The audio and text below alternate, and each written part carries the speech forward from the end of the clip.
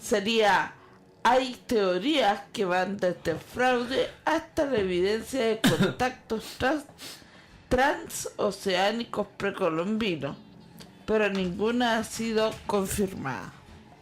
O sea, los científicos tratan de darle una explicación con los viajes que estuvimos hablando, los viajes intrépidos que estuvimos hablando hace muchos programas atrás del verdadero descubrimiento de las Américas.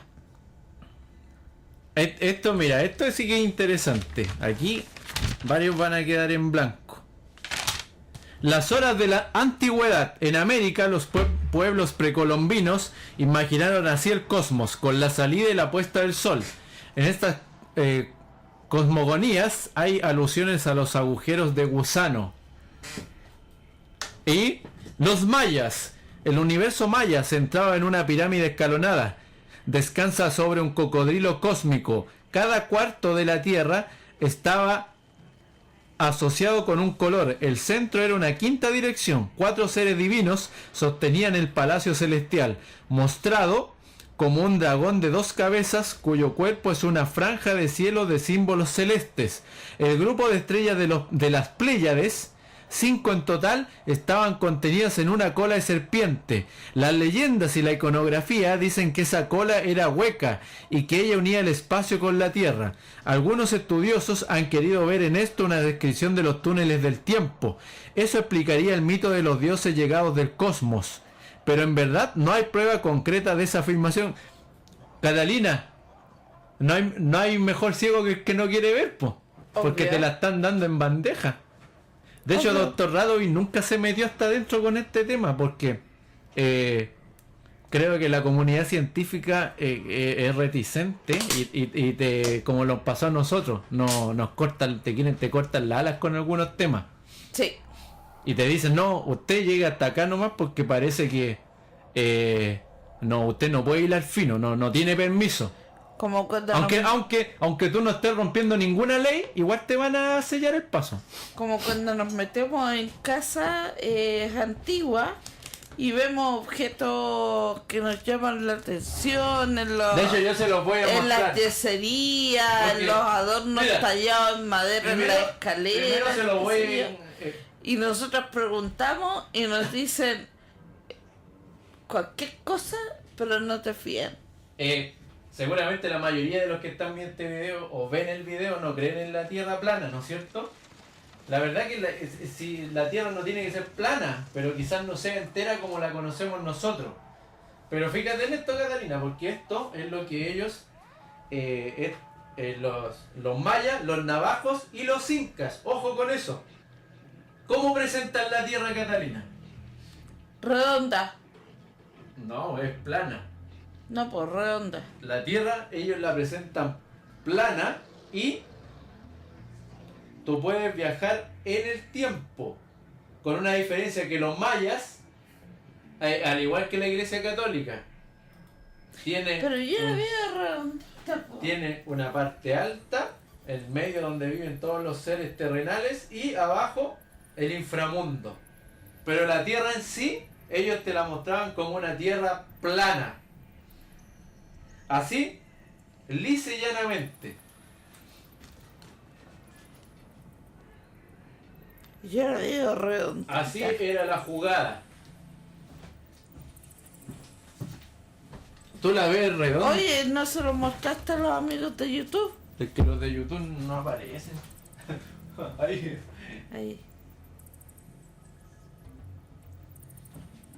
Ahí sí. Entonces la cosa es compleja, si no es llegar y abrir la boca, porque de repente uno escupe y le cae en la cara después.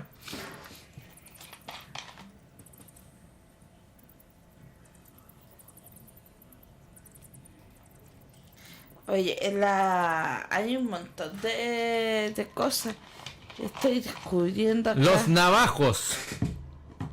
Retratada como una pintura de arena, la visión del mundo de Dine, el pueblo, como se llamaba a sí mismo, se centra en el Hogar familiar. El primer hogar estaba construido en el lugar donde surgieron los antepasados que llegaron a través de 3 mundos previos antes de pasar por una caña hueca y llegar a este sitio reluciente.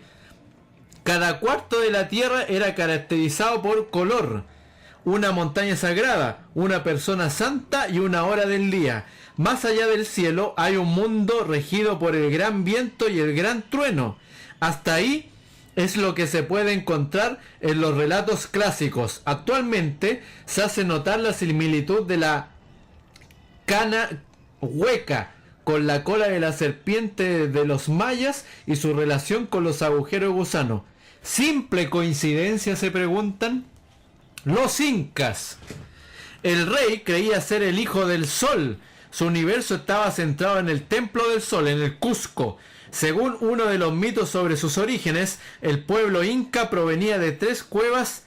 De acuerdo con otros relatos, había surgido del lago Titicaca. Las líneas rojas que se ven en la ilustración son conexión con lugares sagrados.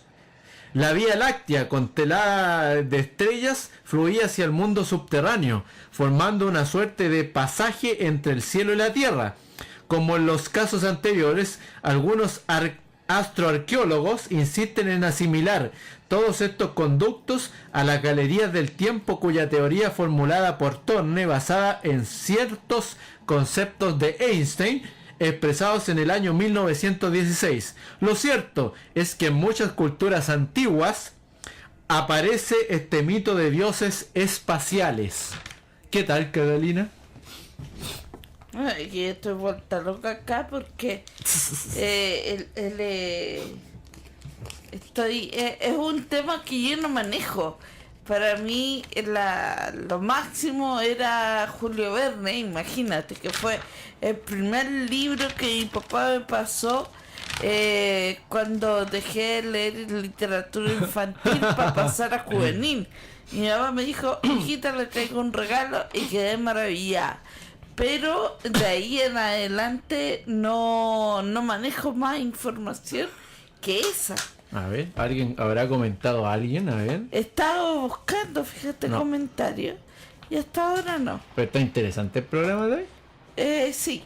Apareció don Miguel Alejandro Castillo. Sí. No es poca cosa. Eso no es poca cosa, justamente. Tenemos... Entonces, dicen los expertos que viajar al pasado no es imposible. Lo difícil es trasladarse al futuro. En el año 999, el monje benedictino Herbert, nacido en Aquitania, fue elegido papa con el nombre de Silvestre II. Aficionado a la herrería, fue el quien inventó el reloj de pesas. No tenía agujas ni cuadrante, pero poseía un martillo que hacía sonar una campana cada cuarto, indicando la media con 2 campanazos y las horas con 3. Su perfeccionamiento siguió un largo camino hasta que en 1656 el holandés Christian Huygens construyó el primero provisto de un péndulo, inaugurando así la generación de los mecanismos de precisión. A partir de ese momento, la multiplicación de los relojes causó un gran impacto en la sociedad, solo comparable a la aparición de la máquina de vapor y a la irrupción de las computadoras. Pero todavía quedaba por hacer algo muy importante. Hasta la segunda mitad del siglo pasado el mundo era una Babel de horas locales. Los navegantes se guiaban por los horarios de sus puertos de origen. Mientras surcaban los mares en 1884, se realizó una reunión entre ingleses y norteamericanos para encarar el problema, y ambas naciones instaron a adoptar como patrón universal del tiempo el meridiano, que pasa por la localidad británica de Greenwich, donde se levanta el observatorio real. Así se le asignó el grado 0 de longitud. Los franceses fueron los únicos que no lo reconocieron, pero en 1914 también ellos firmaron la Convención de Washington, dando nacimiento a la hora mundial. Ese afán de perfección de lograr mediciones cada vez más exactas reconoce algunos momentos admirables. El reloj de cuarzo, que funciona cada una corriente eléctrica, hace vibrar un cristal de ese metal. es una de las etapas más notables. Una sola fábrica japonesa produce cada año más unidades que Suiza en el mismo lapso, a un precio más reducido, sobre todo en la línea digital, que sus infalibles visores de cuarzo líquido. Lo último en la materia, sin embargo, se produjo en los Estados Unidos. Sin embargo, la tecnología infalible se produjo en los Estados Unidos. Son cronómetros complicadísimos que usan los átomos de cesio, un metal blanco plateado, para lograr una precisión nunca antes imaginada. Los del Observatorio Naval de los Estados Unidos, en las afueras de la capital, oscilan 9.192.631.770 veces por segundo para marcar la hora. Esto se parece a la cuenta de la Teletón. Es un número gigantesco. Volver al pasado. Sin embargo, los científicos no están contentos. Piensan que los relojes son muy limitados, puesto que señalan que el pasado ya no existe, excepto en nuestra memoria. Tampoco sirven para explicar el futuro. Lo único que hacen es marcar la hora de un instante atrás. Por eso, la teoría de Thorne han despertado tantas expectativas. Medir no es dominar el tiempo, sino solamente organizarlo. Pero viajar a través de él es algo más que una aventura del pensamiento. Puede ser algo funcional. Uno de esos momentos sublimes de la sociedad que marcan el antes y el después. Esa sola posibilidad dio nacimiento a una enconada polémica entre los astrofísicos de todo el mundo. Los más escépticos plantean algunas paradojas sorprendentes. ¿Qué pasaría, por ejemplo, si alguien pudiera viajar por esos corredores cósmicos hasta llegar a la época de Adán y Eva para asesinarlos? Si en verdad somos un encadenamiento del pasado, un solo eslabón que se cortara terminaría con la raza humana. Así, ese asesino del pasado, cuando volviera al presente, se encontraría con que jamás existió. Pero estas son especulaciones metafísicas. Los técnicos ya están trabajando con una materia que ellos llaman espuma cuántica y que pertenece al dominio de la física subatómica. Allí existen los agujeros de gusano, aunque de una manera muy efímera, ya que se forman y se destruyen en un instante. Si logran aislarlos, se pueden llevarlos al espacio para que allí crezcan y se desarrollen, como es posible en teoría. La máquina del tiempo será una realidad, pero eso no se hará inmediatamente. Ellos mismos calculan que no se dispondrá de la tecnología necesaria hasta dentro de 1000 años. Tal vez para entonces el hombre ya haya encontrado el método para desterrar el crimen de la memoria y las paradojas solo sean eso, simples juegos de palabras. Y a nadie se le ocurrirá retornar al pasado para eliminar de un solo golpe a los desprevenidos Adán y Eva. La ficción se anticipa a la ciencia, y esto es lo que le gusta a la Catalina porque tiene que ver más con los libros. A ver si aquí le apuntamos. Dale. Desde los tiempos más remotos, la literatura primero y luego el teatro, el cine y la televisión en ese orden, imaginaron máquinas fabulosas y procedimientos inéditos para vencer las leyes naturales.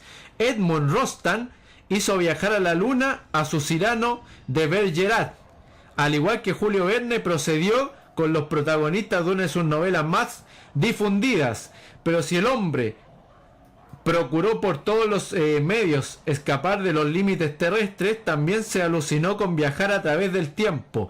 Hay cientos de ejemplos y enumerarlos sería inútil. En un libro magnífico llamado Un Yankee en la corte del rey Arturo, el norteamericano Mark Twain cambió el pasado cuando su héroe derribó a balazos a los caballeros acorazados que marchaban lanza en ristre contra los integrantes de la mesa redonda. Cuando vuelve a su siglo, este hombre piensa que ha soñado, pero una visita a un museo le demuestra que en verdad había transitado por los siglos marcha atrás. Una armadura en exhibición mostraba a la altura del corazón un orificio de calibre 44, cuyo origen los historiadores ignoraban, pero que íntimamente sabía cómo se había originado. El inglés H.G. Wells le hizo construir a uno de sus personajes victorianos un artefacto eléctrico que podía ir milenios hacia atrás o hacia adelante con solo accionar una palanca. Así este científico ve pasar los siglos, alterna con los dinosaurios y ve su propia decadencia. Pero el final es feliz como corresponde. El cine hizo varias versiones de esta atractiva novela que se lee como un enorme renombrado placer hollywoodense. Ya se sabe, jugó de incontables maneras con el tiempo. A veces lo hizo con violencia y otras con ternura. En Lo mejor de nuestra vida, el director Frank Capra le hizo ver al actor James Stewart cómo sería la vida en un pueblito norteamericano si él hubiese muerto en un accidente cuando era niño. Esta vez la máquina del tiempo era un ángel llegado del cielo para impedir que el personaje se suicidara.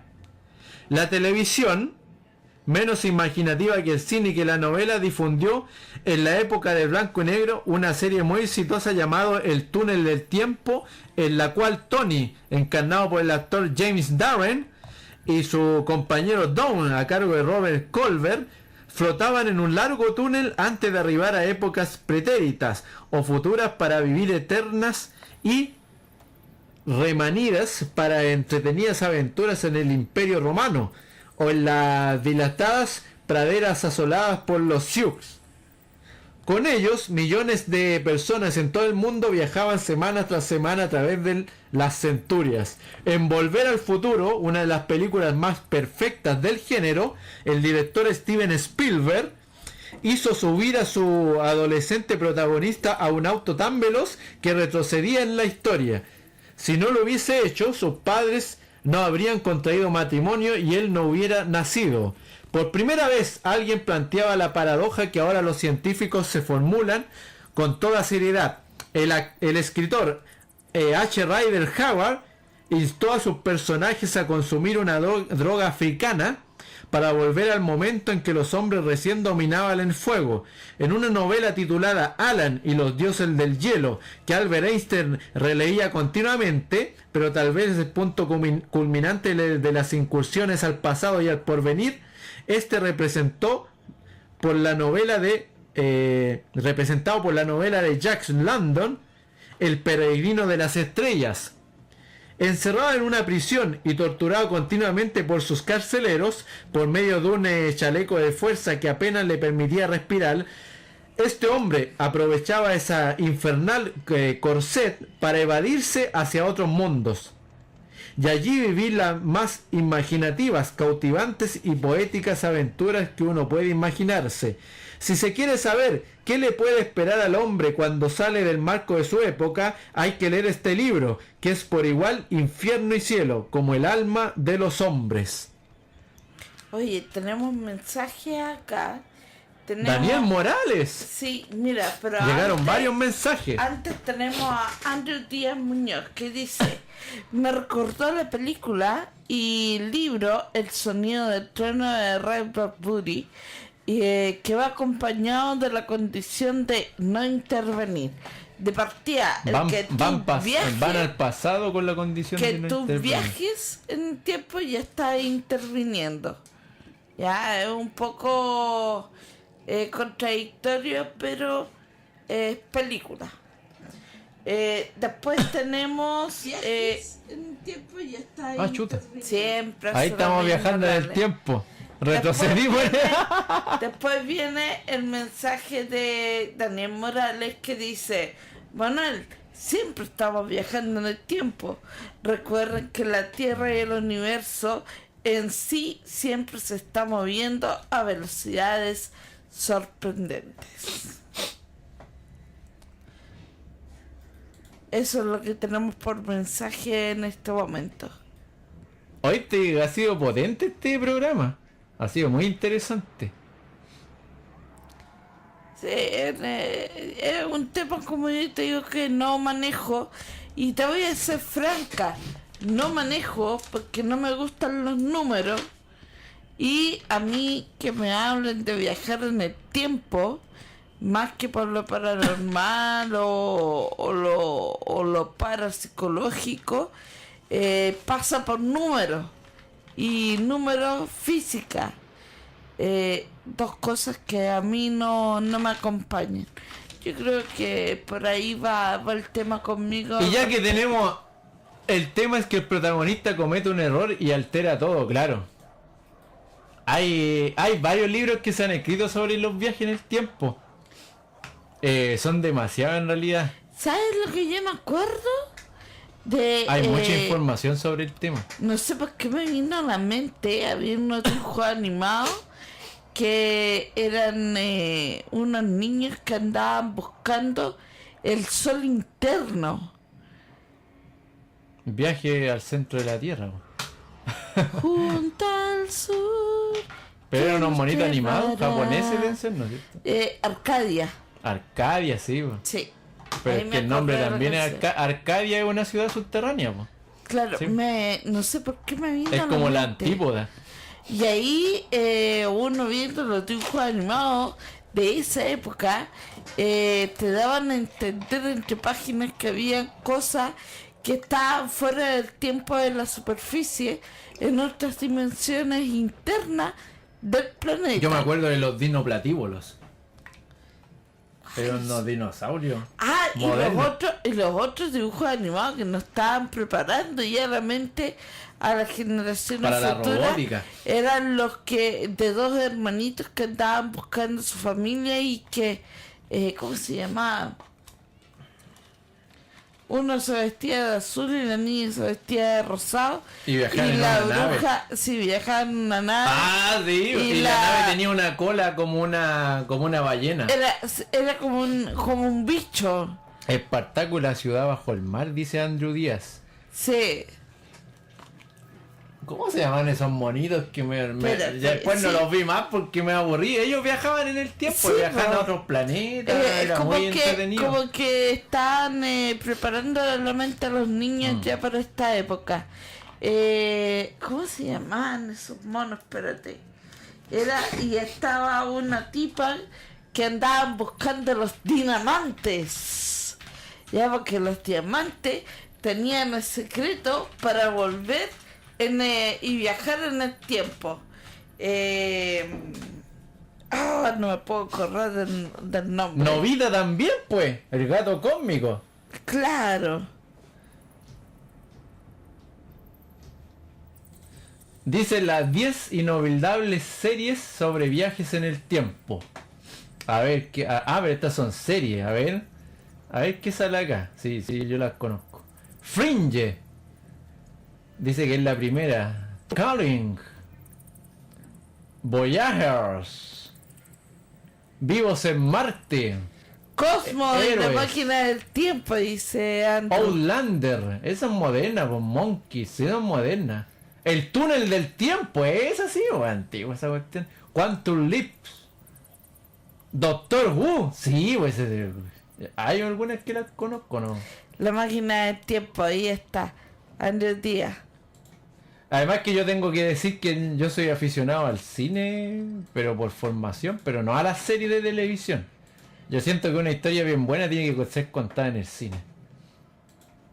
¿Sabes a mí lo que Ratavari se llamaba. ¿viste? Ratavari. ¿Sabes lo que a mí siempre me llamó la atención?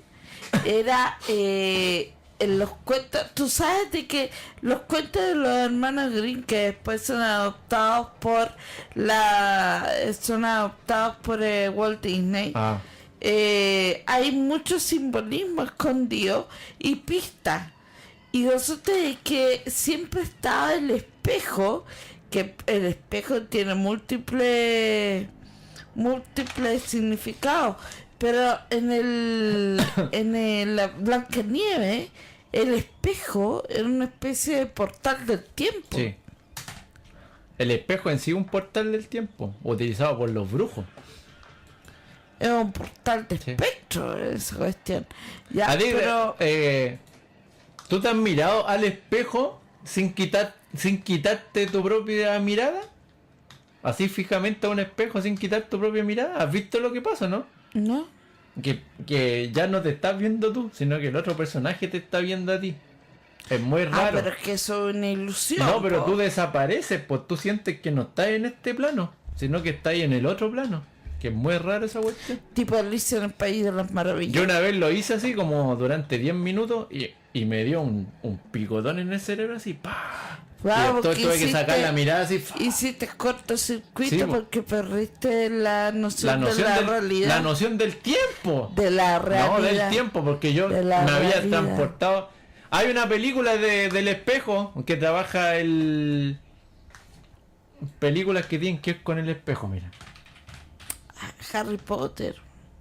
Sí, po. Acá tenemos acá en Santiago un espejo mágico. Sí, po, el del donde golpea el monito. Sí, no vamos a decir Óculos. cuál es. Mira, El espejo de 1975, Alicia a través del espejo de 2006. Óculos, Bueno, 2013. yo lo mencioné a Tras el Alicia. espejo, espejo siniestro. Esa es la que decía yo de...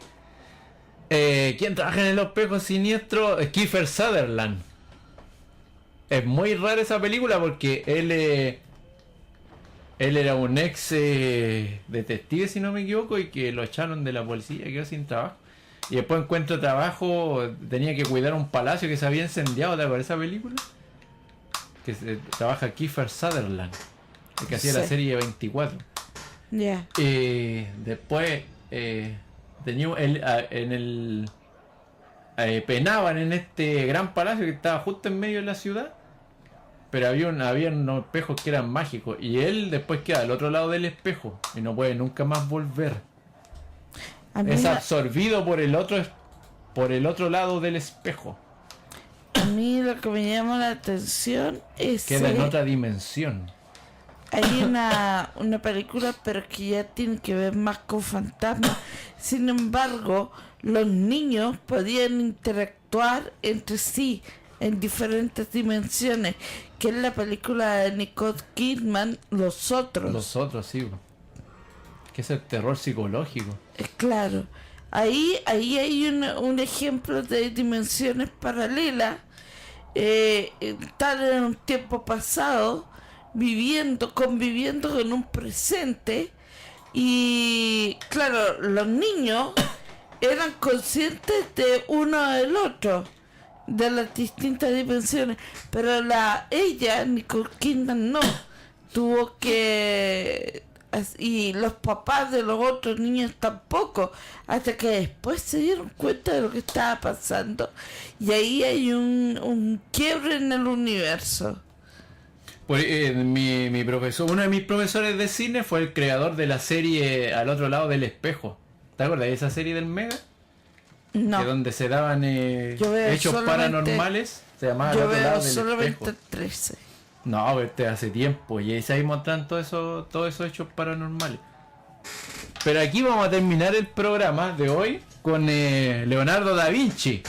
Los inventos todavía asombran al mundo porque nadie sabe de dónde salió este personaje. Ah, bueno, y yo ya lo había mencionado al principio del programa casi, pues. Más conocido por sus monumentales obras pictóricas, el célebre autor de la Gioconda fue también un prolífico innovador tecnológico. Aquí les mostramos cuáles fueron sus creaciones. Para Leonardo, arte, ciencia y técnica son dimensiones de una misma actividad humana. La búsqueda del conocimiento, cuando chico, en el villorrio natal de Anciano, y después de cumplir 5 años en la cercana ciudad de Vinci, Leonardo es un apasionado observador de la naturaleza. La dibuja incansablemente, pues le interesa todo: plantas y flores, aves e insectos, caballos y árboles, ríos y montañas, piedras y estrellas y la figura humana. Quiere conocer todo, sabe de todo, hacerlo todo, dibuja y dibuja. Solo hasta que su padre, cuando tiene 16 años, lo lleva al taller de Verrocchio, consagrado escultor orfebre y pintor florentino. Allí aprende los secretos del oficio, pero no queda sujeto a los límites de un arte pictórico que domina prontamente. La Florencia de esos días bulle de iniciativas que lo convierten en uno de los más brillantes centros del Renacimiento europeo. Y el joven Leonardo absorbe ávidamente todo lo nuevo. En las ciudades renacentistas italianas el poder económico de mercaderes y banqueros estimula con insólito empuje la creación en el arte, la ciencia y la técnica, el saber y las habilidades.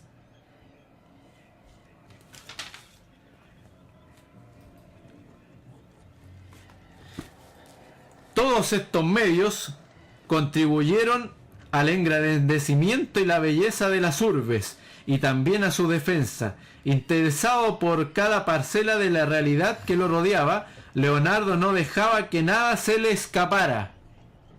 Observaba cómo arquitectos y constructores creaban complicadas máquinas para elevar altas cúpulas y campanarios, como los escultores diseñaban ingeniosos sistemas para fundir el bronce de las estatuas, y cómo los armeros perfeccionaban las bombardas, trabucos y otras armas de fuego que estaban transformando el arte de la guerra. Mientras tanto, pintaba y dibujaba con creciente maestría y convertía sus iniciales observaciones de la naturaleza en una búsqueda cada vez más intensa y profunda. Cuando cumplió 30 años era un experto diseñador de toda clase de ingenios y ofreció sus servicios al Ludovico Sforza, el moro, poderoso señor de Milán, el cual le dio dinero y le compraba, bueno, y así se fue haciendo de todo el material, po. Generación y generaciones. Fabricaba máquinas de guerra, pero que eran espectaculares y que nunca se llevaron a efecto. La exposición, nunca se usaron. la exposición que dio vuelta al mundo de Leonardo da Vinci, que era carísima, pero había que gastarse esa plata porque usted iba o no iba. Creo que vino hace 2 años, no, estuvo hace 4 y después vino 2 años después, reapareció. Y ahí estaba la ciudad. Él crea una ciudad ideal, que es una especie de castillo, pero con río interno, con todo lo demás, con un castillo, podríamos decir que un castillo moderno. Eso es lo que crea él de la ciudad ideal. En una célebre carta Sforza, Leonardo se describía a sí mismo capaz de diseñar fortificaciones, nuevas armas, barcos poderosos, puentes desarmables y otros ingenios bélicos, aunque no dejaba de destacar sus cualidades como pintor, arquitecto y escultor. Aceptado en la corte de Milán, se trasladó en 1482. Durante casi 2 décadas, Leonardo vivió en la rica y activa ciudad lombarda, donde sus banqueros, comerciantes y artesanos no dudaban en aportar grandes sumas para el engrandecimiento urbano. En los numerosos manuscritos que se conservan en varios museos de Europa, están registrados los productos de su inventiva, desde los proyectos juveniles de máquinas hidráulicas hasta sus elaborados estudios sobre el vuelo de las aves, el feto humano y la construcción de una ciudad ideal. Desde la época de las grandes construcciones romanas, Italia tenía una sólida tradición en obras hidráulicas y Leonardo tampoco fue ajeno a esos problemas. En Florencia había trazado el proyecto de un canal entre la ciudad y el mar, pero el intento de excavaciones fue frustrado hasta el año 1500 por los obstáculos que puso la ciudad enemiga de Pisa, y el canal nunca se construyó. Milán poseía un importante sistema de canales vinculados con los ríos cercanos.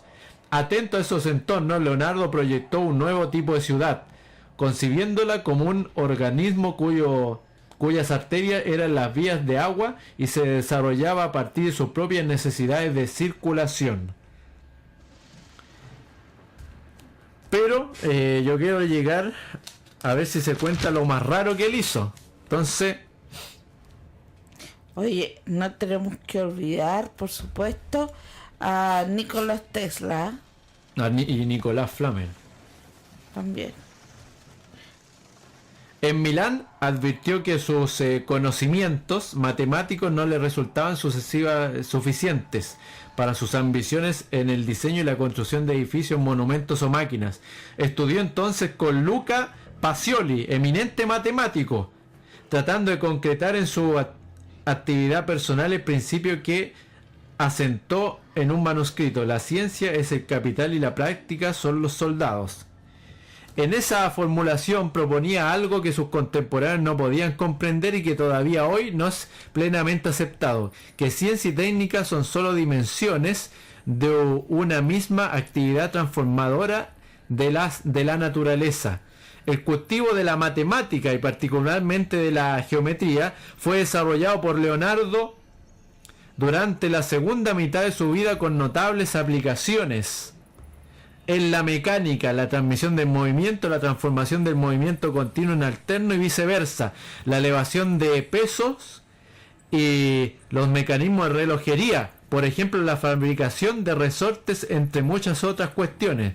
Fueron algunos de los problemas que atrajeron su atención. Diseñó cadenas, inventó una igual a la que se usa hoy en las bicicletas, y se ocupó de la fabricación de lentes y espejos. Bueno, en realidad él lo inventó todo, los otros lo que hicieron fue copiar y modernizar con la tecnología actual nomás. Y de hecho por eso habla de el tema de los relojes es algo muy complicado, porque muchas de las cosas que Leonardo da Vinci inventó nunca han salido a la luz pública, nunca. De hecho hay una máquina voladora que hizo muy rara. Él ha tenido que inventar la máquina del tiempo, pero nunca salió. Ojo, que Leonardo da Vinci de repente le daban rabietas monumentales, Sí. tomaba sus cosas y las quemaba. Pero bueno, si los que le daban dinero... ¿Cuántas cosas más no quedaron? Sí, pero los gallos que a él le pagaban para que modernizara la tecnología de ellos, como por ejemplo, le pasaban un arma y le decían a él, pero usted puede modernizar esto, y le pagaban. Pan comido. Pero ¿qué pasa si moderníceme, no sé, yo quiero ir a otra parte? Y él te dice, pero claro, le hago la máquina del tiempo. ¿Te imaginas, un gallo que algunos dicen que era extraterrestre? Pero ¿a dónde está toda esa información que nunca salió a la luz pública? La tiene el Vaticano, la tienen gallos tremendamente millonarios. Oye, hay unos cuadros de Miguel Ángel, o sea, de Leonardo, en donde se ven cositas, se insinúa la presencia de objetos. Hay hay muchos libros de Leonardo da Vinci, pero hay uno que llegó con muy pocas copias a Santiago, que es un libro que tenía tapa de ¿cómo se llama? ¿Saco qué? ¿Aspillera? Algo así, ¿o no? Sacos de arpillera. Claro. Y decía Leonardo como hecho a mano, con lápiz grafito, una cuestión muy rara. Es un libro que tiene alrededor de 3.000 hojas. Ese libro se perdió, o sea, llegaron muy pocas. Y ahí salía casi todo lo que ha salido a la luz pública, casi todo. Y hay unas máquinas tremendamente extrañas. Aunque odiaba la guerra, Leonardo no pudo escapar al clima de la época y se ocupó intensamente de la creación y el mejoramiento de toda clase de armas y de artefactos bélicos. Un tanque de guerra de forma cónica y armado de numerosos cañones, ballestas gigantes, imponentes ametralladoras rotativas y sistemas de defensa con bombardas compiten en el despliegue de una imaginación bélica excepcional. Tanto en su Toscana natal como en Lombardía, la artesanía textil era una de las actividades productivas más difundidas, y la inventiva de Leonardo estuvo ausente de esta industria. No estuvo ausente. Diseñó máquinas para enrollar cuerdas, hiladoras, cardadoras de lana, y creó un uso con aletas que realizaba 3 operaciones consecutivas: estiramiento, torsión y enrollado. Otra área productiva que atrajo su atención fue la agrícola, que motivó el diseño de molinos de granos, una máquina para separar la harina de la cáscara de trigo y una prensa para extraer aceite de oliva, operada manualmente. Una prensa tipográfica similar a la que utilizó Gutenberg aparece en los manuscritos de Leonardo, junto a numerosas máquinas y aparatos aplicados a la industria metalúrgica.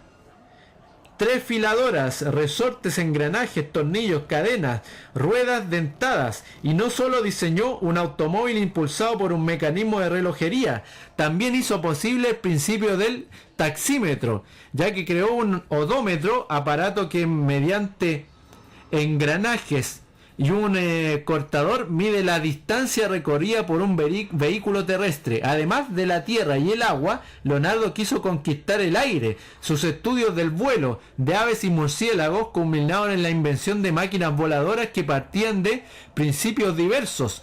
Una pretendía alzarse del suelo en forma vertical, como los actuales helicópteros. Otra imitaba las alas articuladas de los pájaros. Una tercera pretendía mantenerse en vuelo sin aletear, como lo hacen hoy los planeadores y las alas deltas. Después de una breve estada en Roma, donde intentó sin éxito ponerse al servicio del Papa León X, Leonardo volvió a Milán, envejecido, y se encontró con una ciudad invadida por las tropas francesas de Francisco I. Los soldados que recorrían la ciudad, saqueándola, se ensañaron con la gran estatua ecuestre de Francesco Sforza, que Leonardo no había podido todavía pasar del yeso al bronce, y la destruyeron. La última cena también resultó dañada por el humo de las fogatas que los soldados franceses encendían en el interior del convento de Santa María de las Gracias, usado como establo. Para remediar las ofensas, el rey de Francia ofrece aquí hay que hacer un ¿cómo se llama? Espérate. La última cena, que es una pintura que está en un murallón de esta capilla, se salvó de la Segunda Guerra Mundial también. Y algo súper raro, porque ¿qué es lo que pasó? Que tuvieron que la misma gente de ese lugar empezó a tapar con puro escombro, justamente para que no se supiera exactamente en dónde estaba. Entonces hay muchos temas ahí que se trataron de salvar muchas cosas en la Segunda Guerra Mundial.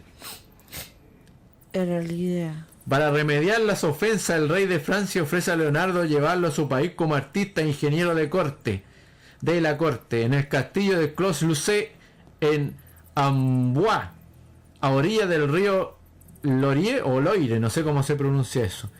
Pasa sus últimos años hasta su muerte en 1519. Allí diseña un nuevo palacio para el soberano, proyecta el desacamiento de pantanos y continúa escribiendo y dibujando hasta el fin de sus días. Entre tantas reflexiones volcadas al papel, en esa época quizás una pueda ser mencionada como la mejor síntesis de su pensamiento creador. ¿Y tú, que a través de mi trabajo has conocido la maravillosa obra de la naturaleza, piensa cuán abominable es quitar la vida a otro hombre? Pues aún cuando te parezca que sus formas externas están admirablemente constituidas, esto no es nada en comparación con el alma que mora en este edificio. ¿Qué tal? Leonardo da Vinci sabía lo que hacía. Sí, no estaba viendo acá, ni siquiera me puedo decidir por cuál, pero busquen ustedes solamente en la web sobre la huella extraterrestre en los cuadros de Da Vinci, y hay un montón de teorías, unas más locas que otras, pero al parecer sus ideas venían inspiradas. O él era un ser extraterrestre de plano. Es que porque llegaba alguien a Cemento y se lo hacía, o sea, no tenía fin. En realidad, lo único que a él le faltaba era tecnología. Queda todo un cuestionamiento. Es que si fuera un ser extraterrestre en sí, yo creo que no hubiese sido tan cuestionado en algún momento, que andaba arrancándose, po. Aunque hubieron 2 años en que se perdió literalmente de la faz de la Tierra. Nadie supo qué pasó con él. ¿Era como Dios cuando se va a la India o se va allá? Es un misterio este señor Da Vinci. Pero también, como te decía, está Tesla, está mi héroe de juventud, Julio Verne, no sé, los viajes en el tiempo para mí son un tema que me cuesta abordarlo, porque de alguna forma me metieron en la cabeza de que eso tenía que ver con matemática, con física. Y como yo soy mala para los números, nunca los tomé en consideración. Pero de que hay algo, hay algo. El único acercamiento que tenía con el futuro cuando chica era cuando me dejaban ver a la familia cósmica. ¿Cómo se llaman estos? Cósmico. Los cósmicos, el papá Cosmo, el perrito Cosmo, no sé cómo era, la nana que era un robot, la robotina, los supersónicos, ahí está. Supersónicos, po. Ahí me acordé. Era mi único acercamiento con los viajeros en el tiempo cuando chica. Del resto nunca me preocupé porque yo escuchaba a mi papá hablar, pero escuchaba hablar de física, de números, y la verdad es que, como yo les digo, si hay algo que no manejo, son números. Pónganme un libro, pónganme letras, esas cosas. Sí, pero yo relaciono todo lo que tiene que ver con tiempo a números, y ahí tengo un gran vacío. Así que tarea para la casa, ponerme al día con todo lo que es los viajes en el tiempo, objetos fuera del tiempo, etcétera, etcétera. Y así terminamos el capítulo de hoy, 10 de diciembre del año 2018. Ya no queda nada para que termine el año. No queda nada tampoco. Mira, aquí no toma el mouse. Hoy día fui un fraude como compañera de radio de Manuel. Cero aporte mi presencia aquí en la radio. Oye, chiquillo, pero hay algo en que yo sí me manejo, en teoría. Un día como hoy. Un día como hoy. Ya, en teoría me manejo, y he tenido una que otra experiencia a causa de que con Manuel tenemos que entrar a tantos lugares extraños, y por los testimonios que podía escuchar de gente ya adulta, que es el tema paranormal, ya, y por supuesto todo lo que tiene que ver con el espiritismo. En ese sentido, Espiritismo. en ese sentido, quiero anunciarles de que nosotros vamos a tener en un tiempo más, en marzo, un taller de iniciación al espiritismo. No vamos a jugar a la Ouija, obviamente. Es un taller más bien teórico, donde nos vamos a pasear por distintos aspectos de lo que es el espiritismo, lo que es el espiritismo aquí en Chile a inicios del siglo XX. Y sí, no los voy a dejar aparte, no vamos a hacer Ouija, pero sí me obliga la situación a hacer algunos ejercicios, por ejemplo, de la ya típica psicofonía, ¿ya? Vamos a hacer otros ejercicios también, que por ahí yo me acuerdo que en el internado, cuando estaba en el colegio, se hacían a modo de juego.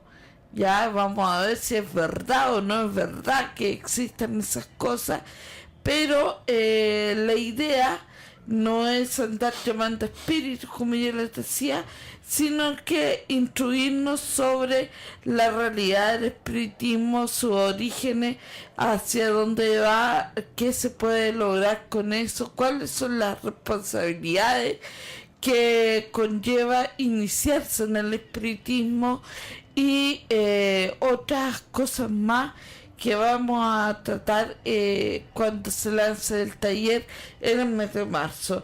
Por supuesto vamos a lanzar ahí también el temario del taller, para los que estén interesados, y eso nomás, pues. Mientras tanto, por supuesto, ahí ya va a estar funcionando nuestra biblioteca, así que lo más seguro es que contemos con bibliografía in situ para realizar el taller. Y las salas tienen ahí su buen TV para poder colocar imágenes, y vamos a hacer algo bien entretenido con Manuel. Manuel va a hacer una charla también sobre la fotografía paranormal, cuáles son las cosas que sí son reales, qué cosas no son reales dentro de la fotografía que uno podría pensar paranormal.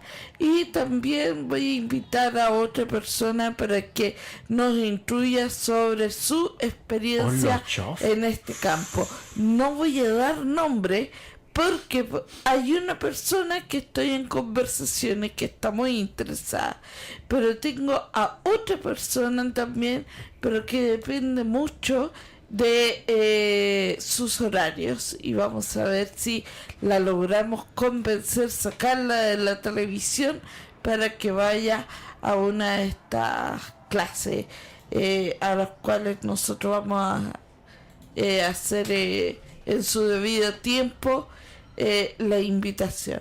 Por supuesto, el taller va a tener un valor que es al costo. Nosotros no vamos a ganar nada, sino que el costo va a estar para poder cubrir los gastos de material y de arriendo de la sala, porque esto va a ser hecho los fines de semana, que es cuando a nosotros nos pegan el palo. En la semana no, pero en la semana, ¿quién va a llegar a un taller de espiritismo a las 12 del día? Nadie, pues. Así que obligados por hora.